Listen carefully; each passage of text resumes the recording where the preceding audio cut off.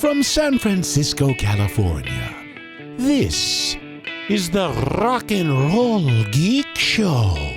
This is the story of my rock and roll butler.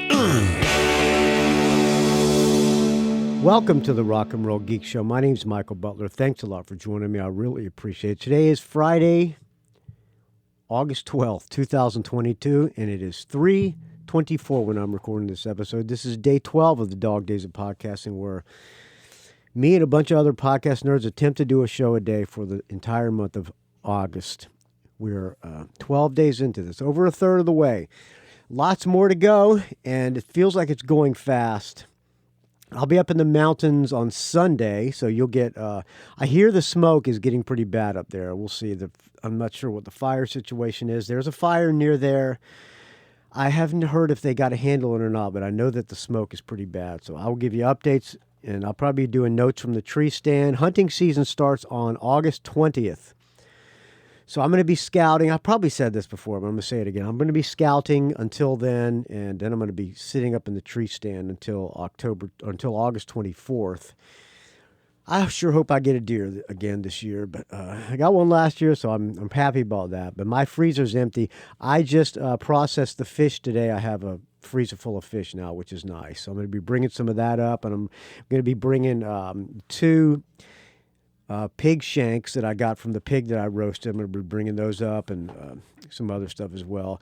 So you'll be maybe getting a little bit of cooking on the grill with Butler when I'm up there. Some notes from the tree stand. I'm going to be practicing my bow because I'm only going to hunt deer with the bow up there. Neighbors kind of freak out when you have guns. I do have a .22. Well, I have the rifle and everything, but I'm not going to be shooting the rifle up there because I don't want to freak the neighbors out. I don't have a bear tag. I could get one, but there's like a 500-pound bear that's been going in our backyard. But you're only allowed to hunt bear in the daytime, and every time we see the bear, it's like 3 or 4 in the morning on the trail cam.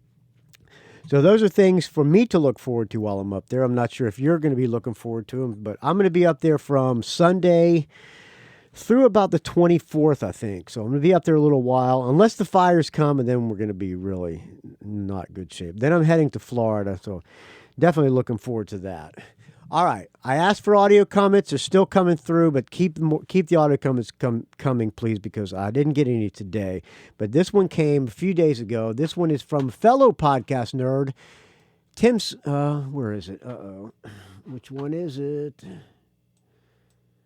Okay, I don't remember who's. It's Tim Smith, the Rock and Roll Runner, but I'm not sure which is his. Let me find it here. Show review. Let me just click on the. Yeah, let's try. Hey, Michael. It's Tim, the Rock and Roll Runner in Ohio. Hey, Tim. How's it going, man? I'm super great. Could not be better. Thank you for asking, friends. Glad to see you on the Dog Days of Podcasting, by the way. That's great to hear, buddy. Yeah. I thought I'd call in with a response to Chad's show review of the stadium tour. But first, before I get to that, a little comment on Demi Lovato. Yes. My daughter is actually going to see her, and I find Demi Lovato and a lot of these young singers, this is old man Tim here, who just doesn't relate to the young singers. I bet I'm older than you, Tim, but yeah. The young singers, there's something about them that always... By the way, I'm taking my 5th sip of beer of the day, and that's always the best, Tecate. This is off to me.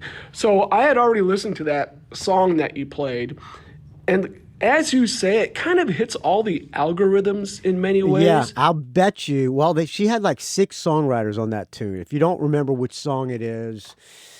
I don't have it handy. Let me see if I can find Demi Lovato. Well, just go back and listen to the Demi Lovato episode, the episode with Demi Lovato, and you'll hear the song. She played it on Jimmy Kimmel.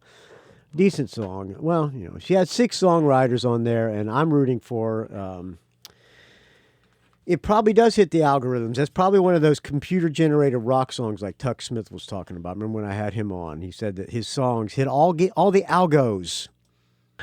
The guitars are fantastic, I thought. Absolutely fantastic guitars. Good drumming, I guess. Her voice is obviously astounding.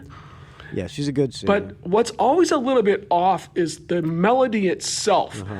they're not quite catchy. I mean, a lot of these young singers, both male and female, every now and then they'll have a catchy song, but a lot of them aren't really catchy. You can't really sing them. And to me, the way I describe them is that they're not anthemic. They're vocal exercises. Yeah, they're showing off their vocal range. Okay, I can and all hear, this. And get I that. can't really get into it. The other thing I notice is real common is this expulsion of air at the end of words, like la la la, la la la.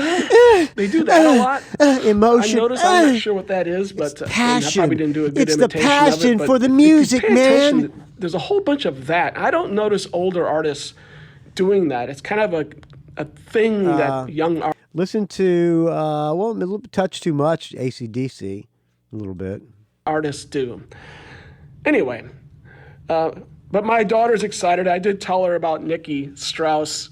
Nikki Strauss? Nita Strauss. Sorry, I'm thinking Nikki Sixx already. There you go. Nita Strauss being in it. What's My the daughter was difference? kind of like Hey, they both look alike. All right.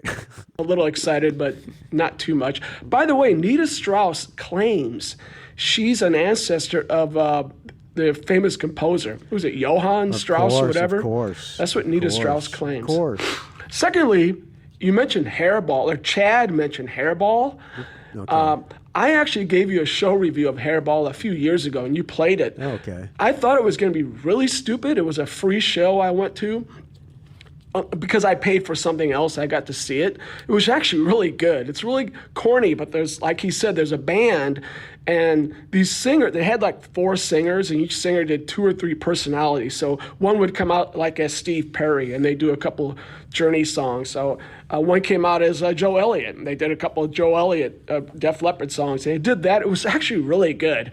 I thought it'd be really dumb, but I was like singing along and had a blast. Well, that's what it's all about. Sorry, I'm friends. sniffling here. Okay, let's get to cocaine? the stadium tour. I'll try not to repeat anything Chad said, but I may echo a Oh, couple you went of things. too, okay. But let's face it, we can talk about, has-beens like Elton John and Paul McCartney or the Rolling Stones or Cheap Trick or Demi Lovato. or Hey, Taylor how dare you sacrilege, Cheap Trick, has-beens. Swift. But this tour is really the tour of the decade. In fact, it's the Really? tour of the century. What? The millennium. I mean, Beethoven who? Okay, okay, I get it. I'm a little slow, Tim. In fact, this is probably the greatest thing to see since Mary sang to Jesus in Jesus Christ Superstar. You know, everything's all right, everything's fine. On that song, whatever. This is the greatest thing since then. It's so and we good. all So want important. to discuss the greatest musical act of a lifetime, Motley Crue. But before we get to that, Michael, you need to hold on to your bowels right now. Everyone listening, if you have loose bowels at the moment, pause this, go to the bathroom first, and then come back. Because I'm going to tell you what the ticket prices were. Oh, okay. 2 tickets, me and a buddy went. Take a guess what we paid for 2. I can't even get this out without laughing. He either paid an extremely low amount or an extremely high amount. I'm going to go low. He paid $20 each for the tickets. Let's guess. Guess what was paid for 2 tickets? $462. I was wrong. He went high. Yes. $231 each. How's that for math? Yep, graduated. And guess what? My buddy paid for them. There's no way in hell I would pay. See, I knew that Tim was kind of a low budget kind of guy, so his buddy paid his way. Okay, all right. Well, good on your buddy, or good on you, man. Kudos to your buddy for paying for your ticket, Tim. $162 for 2 tickets, or $230 for a ticket. Absolutely no way. So he went to buy the tickets, and I said, "Hey, man, I'll go all the way up to $100, which is more than I really think is kind of worth." But also, I'll go up to $100 because he really. Yeah, Casey paid for my Kiss ticket, Kiss and David Lee Roth. He goes, "I'll pay for your ticket, and let me borrow that bass of yours, one of those bass, because I had a bass for sale." He goes, "Let me borrow that bass, and this will go towards the purchase of the bass." Well, the show's over. Bass has never been returned, Casey. All right. Back to you, Tim. he wanted to go. And he comes back he comes back and says he just spent $462. I'm like, you son of a bitch. So he said he'd pay for it. So he's not even that rich. He just does dumb stuff like this. Yeah, Having said that, I paid for everything while he came. So we went and ate before. We actually ate before and after. Yes. A couple of pricey pricey for me. $20. Restaurants. I bought all the beer and everything at the show. So I probably still spent over $100. That's a lot of money. On stuff. But yeah. Can you imagine that? Can you imagine paying that for this show? Where were the seats? It's ridiculous. So, and on top of that, guess where our seats were? We were behind home plate, which put us over 400 feet away from the stage. We couldn't even see the stage. We had to watch the big screens the whole way. Fuck that. So it's like we paid up more than $1 per foot away from the stage that we were. So that's crazy. Yes. Anyway, besides all that seriousness. You have to pay me to go to that show. If Classless Act's manager, hint, hint, sent me a ticket, I would go to see Classless Act, and I'd probably leave after Classless Act. Classless Act's manager ain't sending me a free ticket. But if I, other than that, you'd have to pay me to go to that show. Yeah, my time is worth money, and that seems like a waste of time. I really had no problem going. We can kind of make fun of. Yeah, kudos to anybody who got. If that's your thing, that's fine. I know a lot of people like Motley Crue. I know a lot of people like Def Leppard. Def Leppard's not doing any good old songs except for Bringing On the Heartbreak and Switch 642, whatever that song is. Motley Crue don't care about the fake backing tracks. But I would go see Classless Act. I'd get there at 3:45 and support the band. Of some of these bands, but all of them really have made some incredibly catchy rock songs.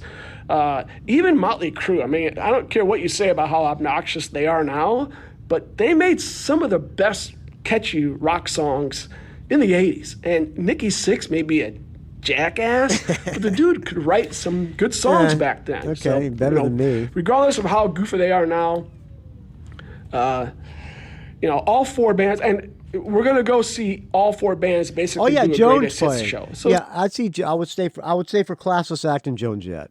it's gonna be good. Let's see some stats. 35,000 people. It was pretty much full. And on Wikipedia, it says that the revenue for this show was $5 million per show. I wonder what that means. Is that just ticket sales? Is it tickets plus merchandise? Is it tickets plus merchandise plus concessions? And then where does all that money go? $5 million. I'm guessing. So let's see if the place holds 50,000 and tickets were over $100 a piece. All right, my math ain't that good, but all right, it's probably just ticket sales.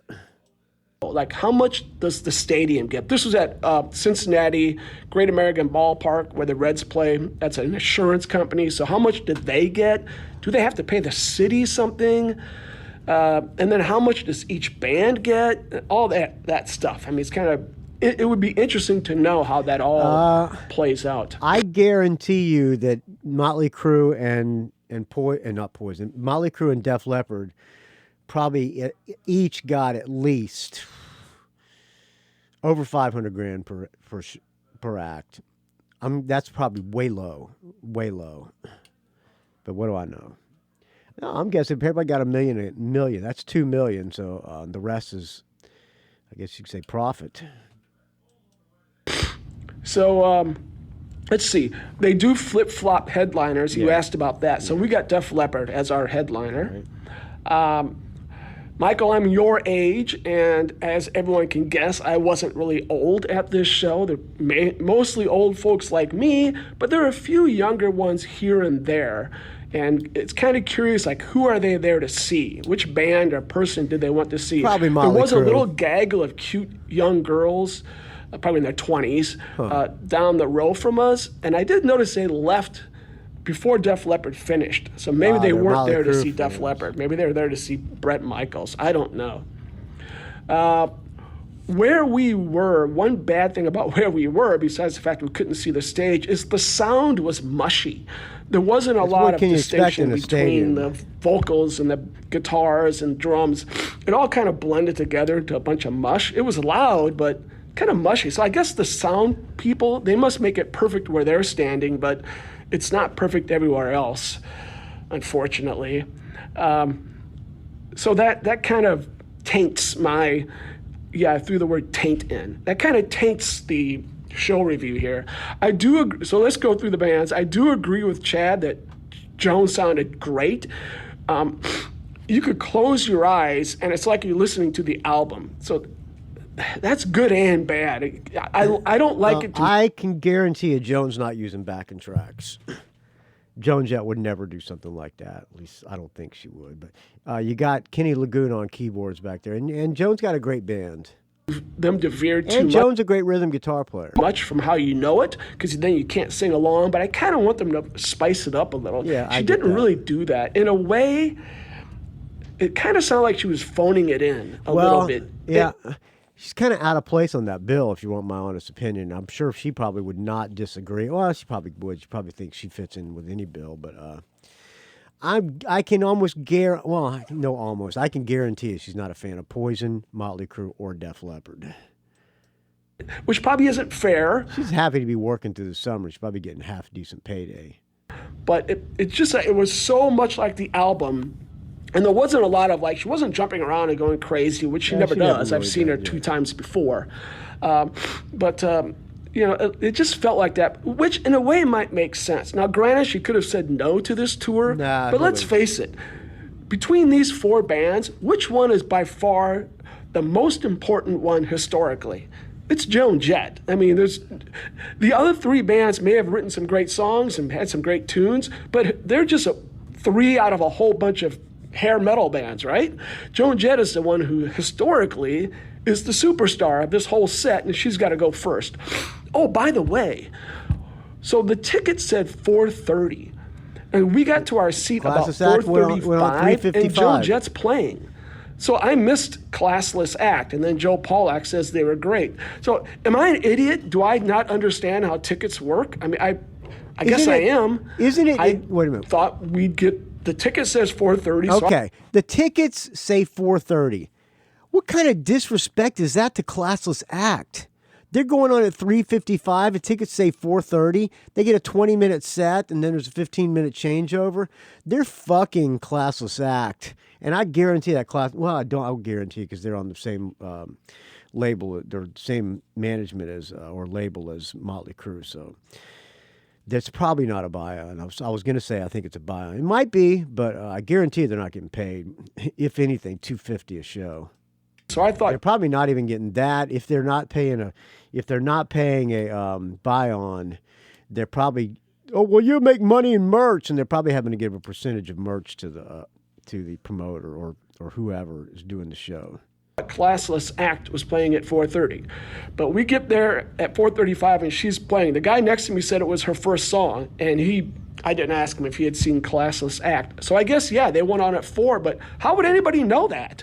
I don't get it. I guess everyone else somehow understands that. So we missed Classless Act. It's a ripoff. That's Classless Act getting but screwed. Anyway, Joan was. Like Chad said, her voice was perfect, right on. Joan always sings good. I've seen Joan Jett. I've seen Joan Jett a million times, not a million, but a lot of times. Her voice has never been off.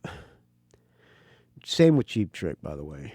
Actually, great. Poison was the only band I had not seen before. They were great. Brett looked like he was having a blast. I think they're all having a blast in Poison. That's always the way they've been. They've always been like, let's have a party. And Bret Michaels always got a positive attitude. I respect the guy for that. I like making fun of Bret Michaels because of the rock, Rock of Love and all that, what's all going on, that kind of stuff. But Bret Michaels got a positive attitude, and they're just happy to be playing too. CeCe DeVille might have been the best guitarist we saw all night, as far as just from our point of view and how much fun he was having and how great he sounded. I really had underestimated how good that guy was. He was fantastic.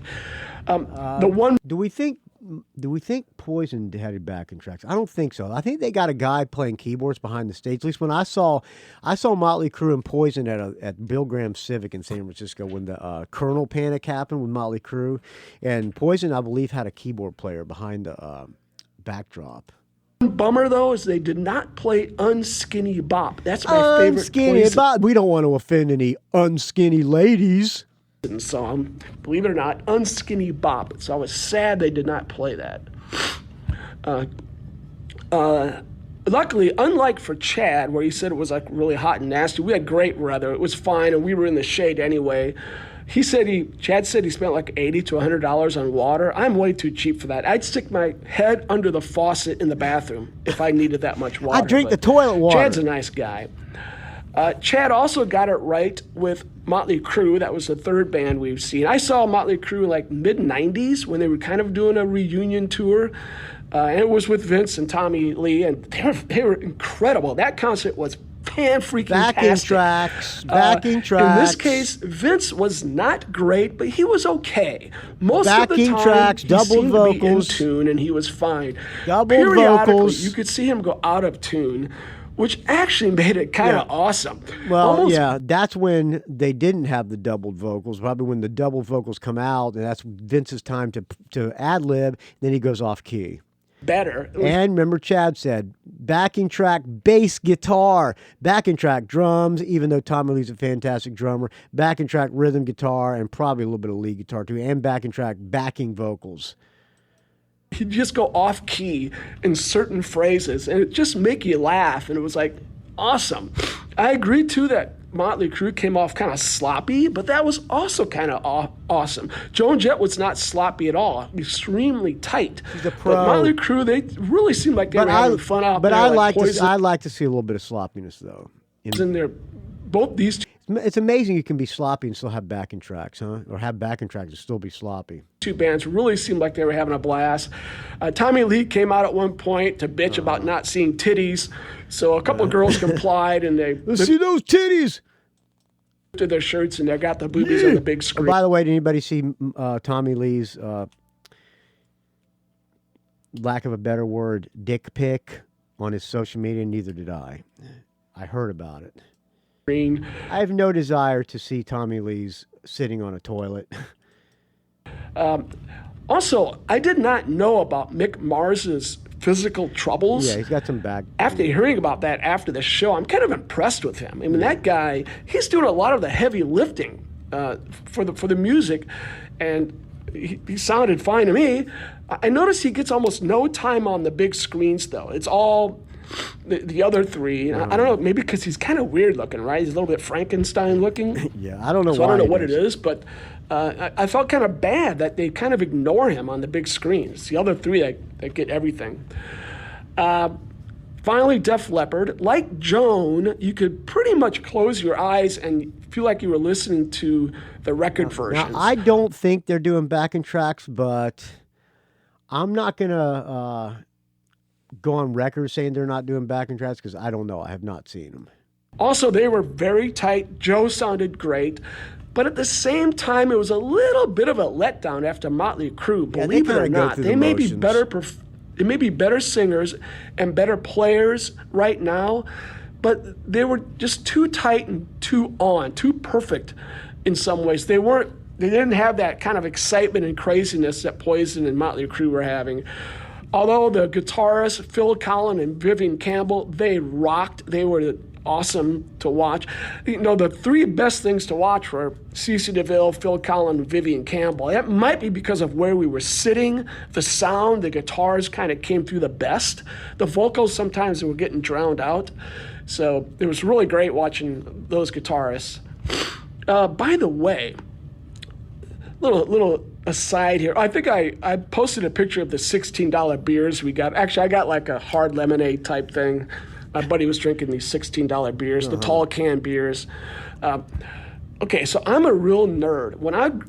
Growing up, I never did pot in my life, never smoked.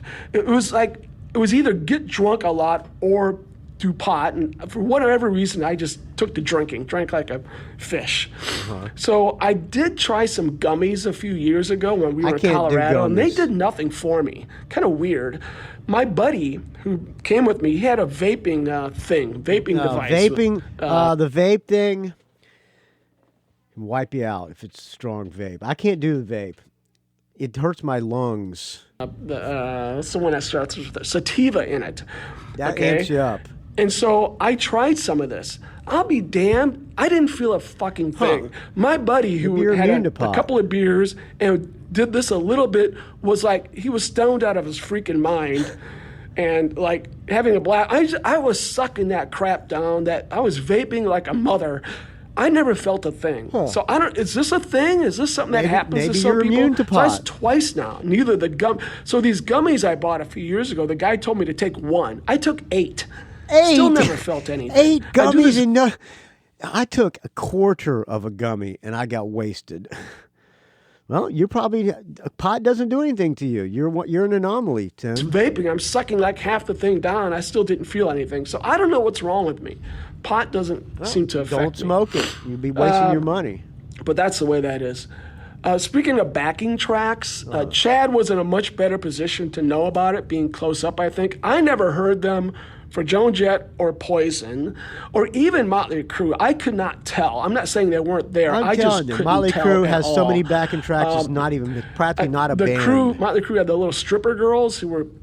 I thought they were just pretending, lip syncing, like pretending to sing. Chad says they were singing, but I couldn't tell. So. I think it's where we were. I thought they were just kind of pretending. I think it's lip If syncing. anything, it was Def Leppard, who seemed to have more sound than they should have. Maybe. Seemed to be extra music in there. Also, there was like backing vocals, and I couldn't tell where they were coming from. Obviously, it could have just been from the other guys. It was hard to see. But Joel Elliott, I think, was also using vocal effects of sorts, and that kind of added to that. So anyway, there's my coverage of the show. How about real quick a set list? I'll do this really fast. Okay. Joan Jett, Victim of Circumstance, Cherry Bomb, that was awesome. Victim of Circumstance, one of my favorites. That's on I Love Rock and Roll. Last song, side 1, I believe. Light of Day. Do you just around the corner to the light of day? Do you want to touch? You want to touch me? That was great. You Drive Me Wild. You Drive Me Wild. Runaways tune. Day People. Fake Friends. I know you like that song. Both of those from the album called Album. That was great. Crimson and Clover was great. I Love Rock and Roll. I'm Gonna Run Away. Run Away from I Love Rock and Roll. One of my favorites. Hate Myself for Loving You. Off of Up Your Alley. And Bad Reputation. Bad Reputation. So again, pretty much the greatest hits. Poison. Look What the Cat Dragged In. Ride the Wind. Ride the Wind, baby. Dirty to Me. That was good. Talk dirty to me. Mama Don't Dance. They always Daddy Don't do that one, I'm sure. Then guitar solo. Right. Fallen Angel. Mama's Fallen Angel. Drum solo. Every rose has its thorn. That was actually pretty good. I hate to say it. Get those lighters up. Oh, it's still light out. And then Nothing But a Good Time. Ain't looking for nothing. Motley Crue. Wild Side. Take it right over. Shout at the Devil. Shout. I mean, these are actually really good. Too Fast for Love. Too fast for love. Don't Go Away Mad. I love that. Girl, don't go away mad. I like that song. That song. Saints of Los Angeles. No. Live Wire. Looks Live Wire. I'm alive. That kill. You got the looks that kill. That kill. The Dirt. Then they did that medley of some covers. Yeah. Home Sweet Home. I have to say it. I love that freaking song. Okay. It's freaking awesome. Right. Dr. Feel Good. He's the one they call Doctor. That was good. Same Old Situation. Same old situation. That's great. I mean, these songs are great. Girls. Boys. Primal Scream. Primal Scream. American Heartbreak recorded that one. Ooh, that's a cover. We're doing the covers. Maybe I should pull that one out of my ass. Let me make a note of that. Kickstart My Heart. Kickstart My Heart. Finally, Def Leppard. Take What You Want. Let It Go. Animal. Foolin'. Foolin'. I'm kind of like you. I like the more original, earlier Def Leppard than when they got really Harvey, huge with the, like, whatever it is, Hysteria or whatever.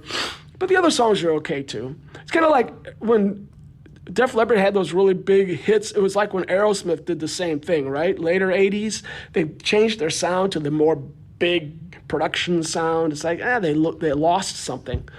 Where was I? Armageddon It, that was good. Kick, I think that's from their new album, right? That's actually a really good song. Okay. Love Bites, Promises, This Guitar, I don't even remember that. Two Steps Behind, don't remember that either. Those are both acoustic. Rocket, Bring It On, Heartbreak. Okay. And Switch 62. Switch 625, is that a new one? No, that's on Pyromania, comes after. Is this Pyromania? Comes after Bring It On the Heartbreak. It might be a really old one. I can't remember. Hysteria, Pour Some Sugar on Me, Rock of Ages, and Rock of Ages. Photograph. I don't want you. Bring It On the Heartbreak might be on. Is that on High and Dry? I don't think so. There you go. 19 minutes. Might be on High and Dry. Of time that we all could have spent doing something better. There you go. No, I'd rather. I tried to talk fast, but it is what it is. Stay frosty, motherfucker. Yeah, motherfuckers. Thank you. No, wait. Hold on. All right. Oh, is it still going? Hold on. What is this going? This song right here is off the first Broken Teeth record. I don't know what that is. I like to call it our church hymn. Oh, I don't know what that is. That's my iTunes going crazy. I apologize. Would have been a good save. I should just let it play. All right. I was going to play the new Tuck Smith. I will save that for tomorrow. Let me make sure I'll have that down on the notes. Tim Smith. I'm calling an audible. Thanks to Tim Smith. I'm going to play American Heartbreak, my old band doing a Motley Crue cover, Primal Scream. Let me see if I can pull it up here. Let's see if it plays. All right. Is it loading? Okay. Okay. It is loading. All right. Thank you for listening, friends.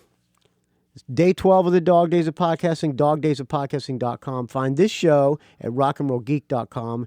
Find me, rockandrollgeek@gmail.com. Send me the audio comments and show reviews, and send me some suggestions for covers as well. I'm getting a lot of suggestions for Dog Days episodes, and I appreciate that, everybody who's doing it. It really makes me feel good because it's helping a lot.